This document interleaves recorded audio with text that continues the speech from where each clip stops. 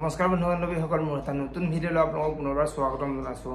ৰং চেনেলত সম্প্ৰচাৰিত হৈ থকা বকুল ধাৰাবাহিকখনৰ আদিত্য চৰিত্ৰত অভিনয় কৰা অভিনেতাগৰাকীনো কোন, তেখেতৰ প্ৰকৃত ঘৰ ক'ত, তেখেতৰ প্ৰকৃত নাম কি, তেখেত বিবাহপাশত আবদ্ধ হৈছে নে নাই, এই সকলোবোৰ আপোনালোকক এই ভিডিঅ'টোৰ মাধ্যমেৰে জনাম। গতিকে ভিডিঅ'টো সকলোৱে চাই থাকিব আৰু ভিডিঅ'টো চাই ভাল পালে ভিডিঅ'টো এটা লাইক কৰি আমাৰ চেনেলটো ছাবস্ক্ৰাইব কৰি ল'ব এনেকুৱা ধৰণৰ আপডেটসমূহ পাই থাকিবলৈ। গতিকে ভিডিঅ'টো আৰম্ভ কৰোঁ।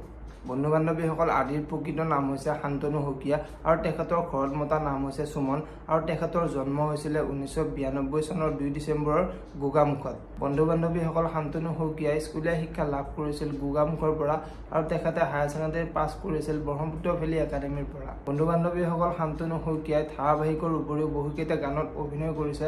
তেখেতে অভিনয় কৰা কেইখনমান ধাৰাবাহিক হৈছে পুৱতি তৰা বৃষ্টি আৰু বৰ্তমান তেখেতে বকুল ধাৰাবাহিকখনত অভিনয় কৰি আছে।